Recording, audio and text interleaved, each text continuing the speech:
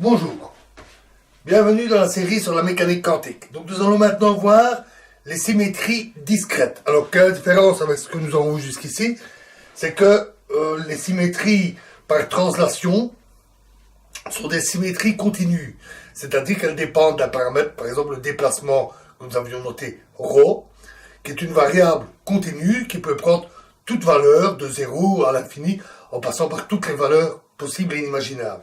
Tandis qu'une transformation discrète correspond à un nombre fini, ou fini dénombrable, ou infini dénombrable, de transformations. Un exemple que nous avions cité, c'est la symétrie miroir. Ou bien on ne fait rien, ou bien on inverse dans le miroir la gauche et la droite. Ce qui nous donne donc deux possibilités, pas d'inversion ou une inversion. De même, nous avions vu la parité, qui consistait à renverser le signe des coordonnées, qui ressemble très fort à la symétrie miroir, sauf qu'elle est à 3 dimensions. La parité inverse les 3 directions. Alors, voyons un exemple simple de symétrie discrète. Considérons une molécule d'hydrogène. Alors, une molécule d'hydrogène est formée de 2 atomes d'hydrogène, c'est-à-dire 2 protons, entourés chacun d'un électron, les 2 électrons étant mis en commun. On va considérer l'ion hydrogène positif, c'est-à-dire qu'on a enlevé un des électrons et il n'en reste plus qu'un. Celui-ci va typiquement avoir tendance à être attiré par les protons et donc à être localisé autour d'un des protons. On peut noter ça, l'état 1, et l'état où l'électron est autour de l'autre proton, l'état 2.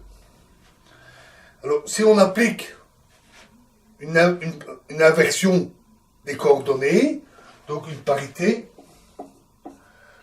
on va avoir ceci qui est transformé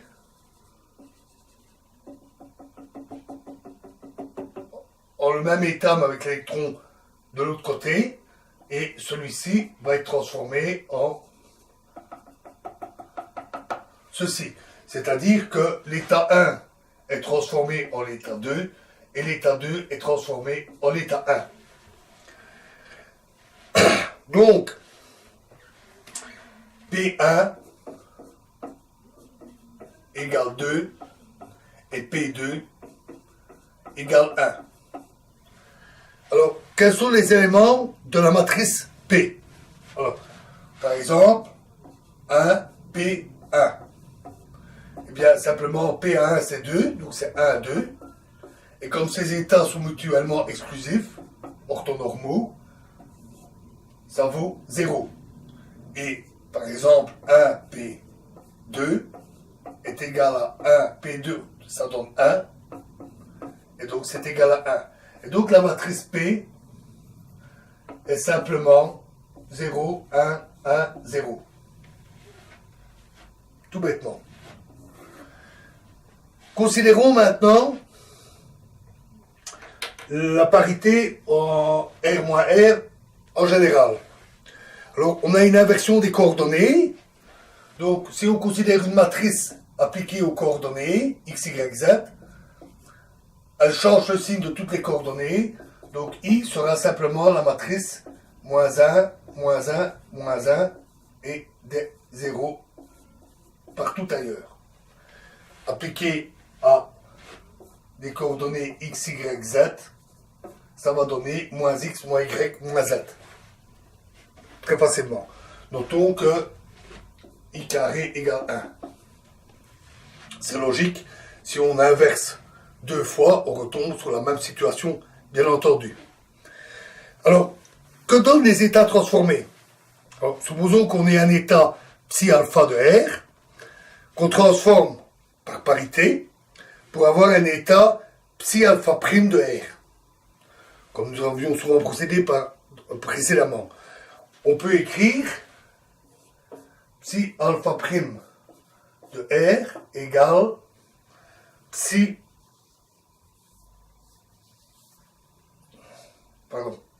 alpha prime de IR égale psi alpha de R. Comme nous avions vu en faisant R moins rho ou T moins tau, si vous vous rappelez. Mais en toute rigueur, un état n'est défini qu'à une phase près. Ça, c'est quelque chose que nous avions déjà vu. On peut avoir une phase globale appliquée au système, et donc on pourrait très bien avoir un terme oméga, qui est une phase pure, multiplié par psi alpha, oméga étant a priori inconnu. Alors pourquoi est-ce qu'on n'a pas fait ça dans le cas continu? Ben justement parce que c'est continu. On peut faire tendre la translation ρ vers 0 de manière continue, et dans ce cas-là, l'état alpha prime tend à devenir égal à l'état alpha. Dans ce cas-là, évidemment, oméga égale 1. On a psi alpha de R égale psi alpha prime de R égale psi alpha de R. Mais ici, on ne peut pas faire une telle transformation continue, parce que la transformation est discrète. C'est tout ou rien. Ou on inverse ou on n'inverse pas. Donc, on ne peut pas utiliser ce raisonnement-là, et oméga pourrait très bien être différent de 1. Tout ce qu'on peut dire, c'est que c'est une phase pure, parce que si supposons que je fasse 2 inversions, dans ce cas-là, je retombe sur l'état initial. Et dans ce cas-là, si je fais UI psi alpha de R, j'obtiens psi alpha prime de R, qui est égal à oméga psi alpha de moins R. Et en appliquant 2 fois la transformation, je dois retomber sur le même état. UI carré psi alpha doit donner oméga carré psi alpha de R, puisque je change de signe 2 fois. Et ceci doit être égal à psi alpha, puisque en inversant 2 fois, je retombe sur le même état, la même situation. Et donc, oméga carré doit être égal à 1. Si oméga carré égale à 1, alors la norme de oméga doit être égale à 1. Plus encore, oméga ne doit valoir que plus 1 ou moins 1. Ce sont les 2 seules possibilités qui restent.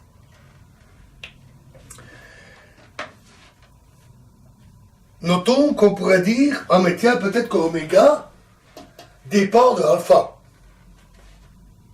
Après tout, pourquoi pas? En fait, non.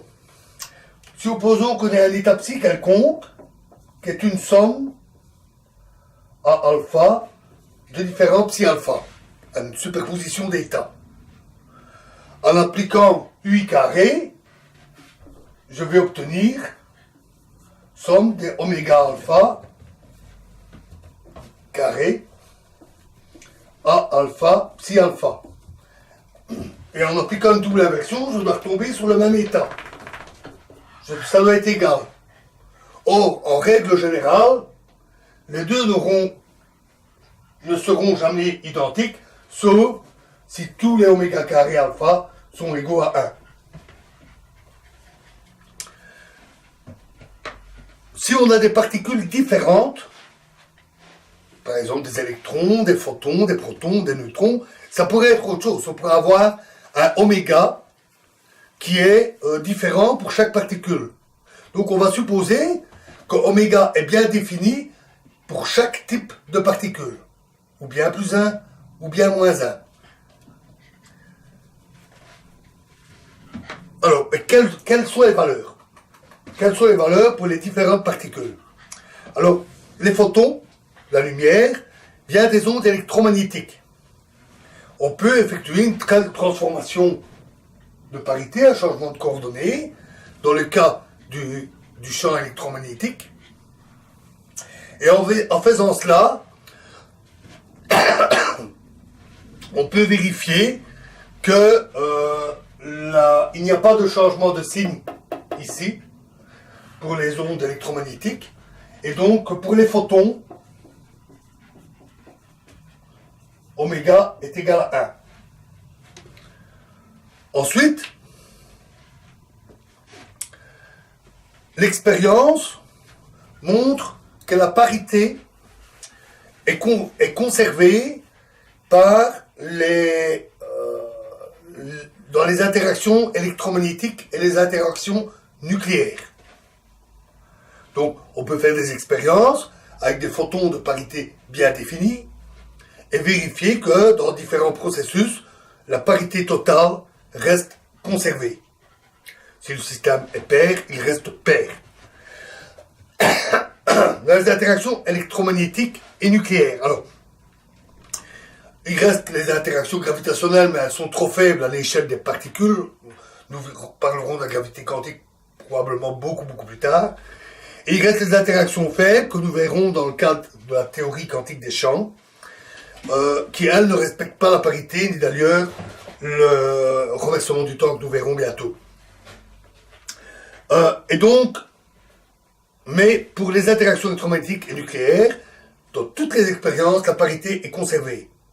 Donc on peut utiliser les interactions entre particules, par exemple, deux particules qui se heurtent et qui créent des tas d'autres particules, et par des déductions, puisque la parité totale avant et après est conservée, par des déductions, en déduire la parité des différentes particules.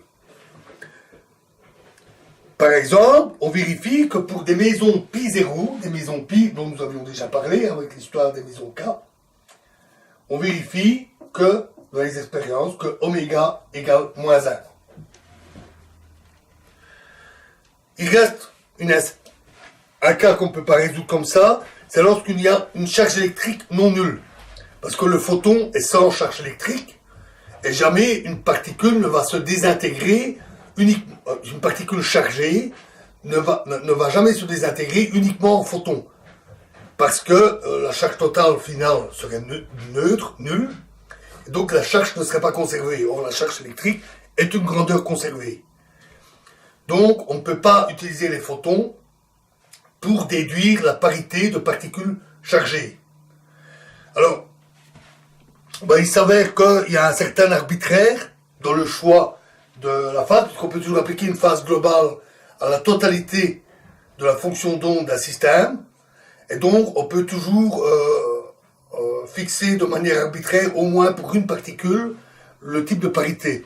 Et donc on a choisi pour électrons, et aussi d'ailleurs pour le proton et le neutron, on a choisi de fixer une parité égale à 1. Et dans ce cas-là, on montre, à nouveau par des interactions, des collisions, que le méson pi plus ou bien le pi moins, donc le méson pi chargé, a lui aussi une parité de moins 1. Et ainsi on détermine les parités, donc la valeur de oméga, pour toutes les particules que l'on connaît.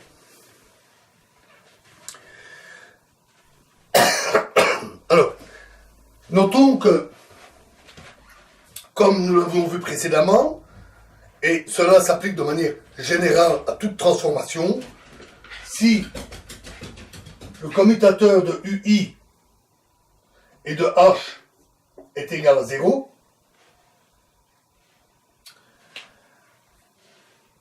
à ce moment-là, la symétrie par parité est conservée.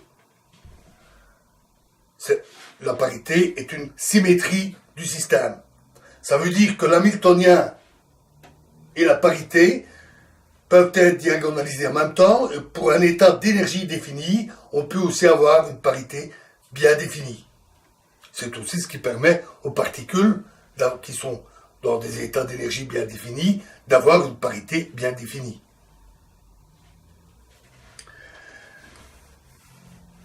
Alors, on calcule facilement que si on veut calculer un opérateur oméga quelconque, comme nous l'avions vu aussi précédemment, pour l'état transformé, ça devient l'opérateur UI, oméga, UI, croix. Et appliqué à R, cela donne, à l'opérateur position, cela donne moins R. On s'y attendait. Pour l'opérateur impulsion, cela donne moins P. Là aussi, c'est pas étonnant. Si la particule va dans une certaine direction et qu'on inverse toutes les coordonnées, ben, elle va dans l'autre direction. Sa direction est inversée. Donc tout ça est assez évident. Alors, une autre transformation discrète importante, c'est le renversement du temps. Alors, on va supposer ici que c'est une symétrie. De fait, les expériences avec l'électromagnétisme, la physique nucléaire, montrent qu'elle est toujours conservée. Et même l'interaction faible conserve presque toujours la symétrie par renversement du temps, à la notable exception des mésons K. Rappelez-vous, les mésons K qui se désintègrent, qui favorisent la transformation d'un K0 en K0 bar. Donc, le fait est que la symétrie matière-antimatière n'est pas respectée et que cela implique aussi une violation de la symétrie T. Nous reviendrons sur tout ça avec la physique des particules. Donc ici, considérons la transformation par renversement du temps.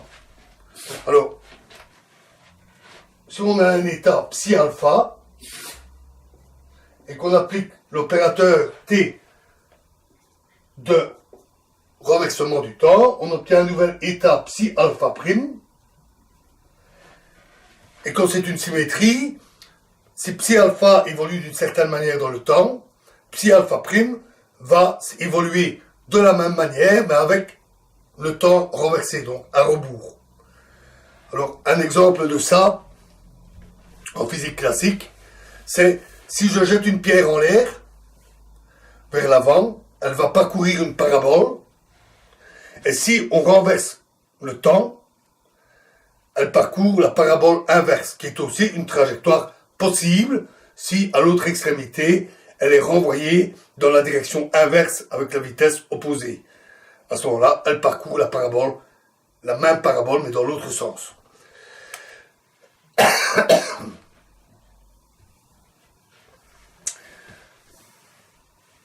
Et comme c'est une symétrie, si on a un état UK d'énergie EK bien défini, pour un Hamiltonien qui ne varie pas au cours du temps, alors TUK sera aussi un état avec une énergie bien définie EK, la même énergie.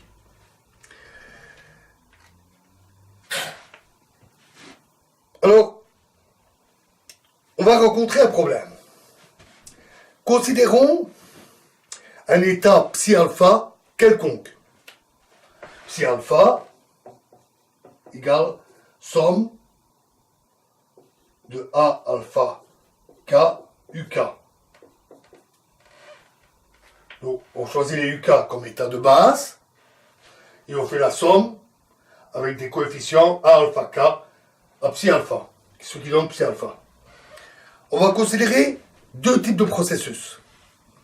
Dans le premier, on laisse le système évoluer pendant un certain temps t, et puis on applique le renversement du temps. Dans l'autre processus, on applique le renversement du temps tout de suite, et puis on laisse le système évoluer à rebours, puisque psi alpha prime évolue de la même manière, mais à rebours. Donc d'une durée moins t.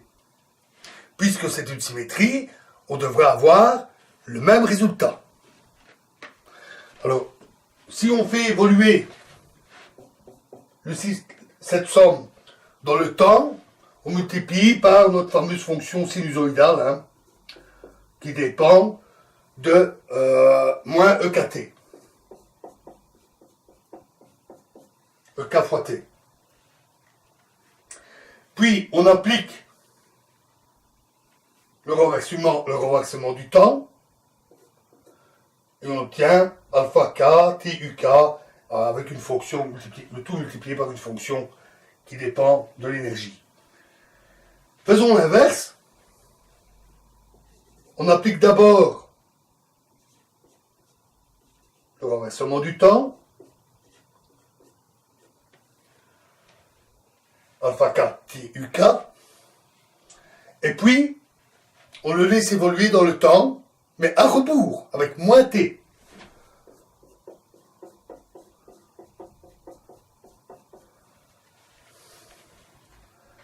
Or là, il y a une différence de signe. Et c'est ennuyant parce qu'en général, sauf cas particulier, les deux sommes ne seront pas identiques. Il y a une différence dans les deux. Or, on a dit que c'était une symétrie et qu'on devait obtenir la même chose. Donc, il y a quelque chose qui ne va pas. On a dû faire une erreur. Quelle est cette erreur? Alors, d'abord, réfléchissons. Fonctionner à rebours, c'est faire moins t. C'est changer le signe de t. Or, il se fait que cette fonction sinusoïdale, c'est une exponentielle avec un nombre complexe. C'est EI, EKT sur H bar, en réalité, exponentielle de ceci. Moins, si là c'est moins, bien sûr. Et la conjugaison complexe du nombre imaginaire, de tout nombre imaginaire, revient à changer son signe. Donc, changer le signe de t revient au même que de prendre le complexe conjugué. Maintenant, regardons ce que nous avons fait ici. Nous avons appliqué t à tout cet état. Et nous ne l'avons pas appliqué à la fonction. Nous l'avons appliqué uniquement à TUK. Donc on a considéré que t était un opérateur linéaire.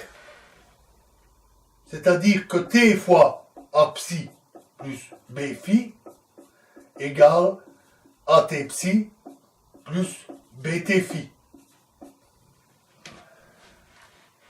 Et de fait, tous les opérateurs que nous avions considérés jusqu'ici, la parité, même la symétrie miroir, le cas du basculement d'hydrogène, ou même les symétries par translation, ou dans l'espace ou dans le temps, tous ces opérateurs étaient linéaires. L'hamiltonien est linéaire.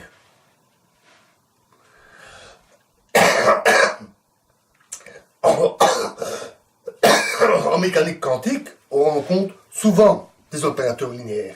En fait, on en avait déjà parlé, l'opérateur hamiltonien est hermétique, ce qui permet d'avoir une évolution, et les transformations unitaires conservent les normes, ce qui permet de conserver les probabilités, et l'équation de Schrödinger est une équation dite unitaire, qui conserve les probabilités, le fait que l'ensemble des possibilités reste toujours 100%,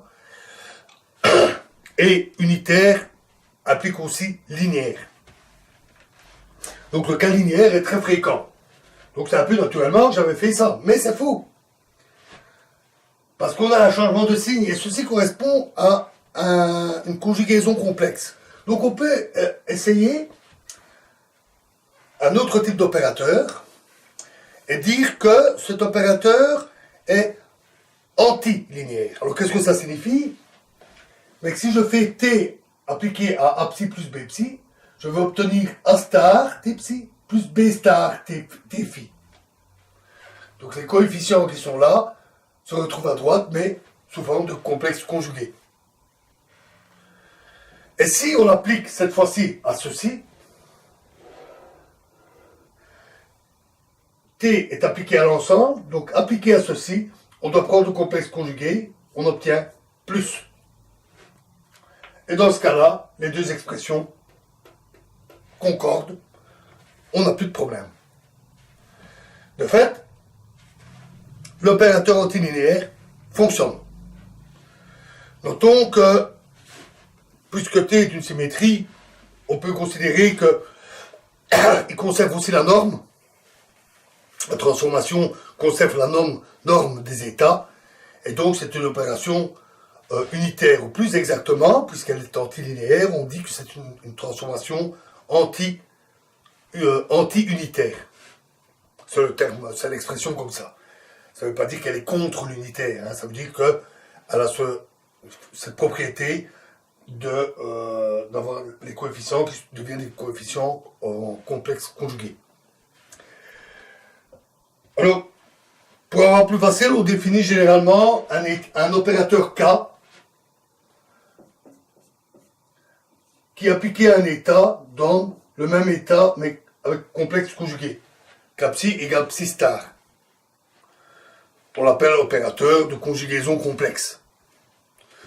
Et on montre très facilement que tout opérateur antilinéaire peut s'écrire comme K fois un opérateur linéaire. Et tout opérateur anti-unitaire, comme T, peut s'écrire comme K fois un opérateur unitaire. Donc on écrit souvent T comme U fois K, où K est cet opérateur de conjugaison complexe, et U un opérateur unitaire plus traditionnel. Alors, il reste une autre symétrie importante, pour laquelle il est inutile de s'étaler, parce que nous ne pouvons pas en dire grand-chose ici, c'est la symétrie de conjugaison de charges. Donc en fait, ça consiste à inverser toutes les charges des particules, chaque charge électrique ou charge de toute autre nature. Et donc, par exemple, un électron qui a une charge négative, en appliquant cette opération, on obtient la même particule de même masse, mais avec une charge positive. On a une inversion du signe des charges. On la note C. Donc P pour parité, T pour le renversement du temps, et C pour la conjugaison des charges. Elles sont très souvent rencontrées en physique des particules, et on montre, par exemple, que la combinaison CPT doit forcément être conservée, du moins si la relativité et la mécanique quantique sont justes. Si nous allons jusque-là dans nos présentations, dans nos vidéos, eh bien, nous verrons en physique des particules ce genre de choses beaucoup plus en détail. Voilà, alors, c'est tout ici pour les symétries discrètes. Dans la prochaine vidéo, nous verrons plus en profondeur le lien qui existe entre les symétries et les lois de conservation. Je vous remercie.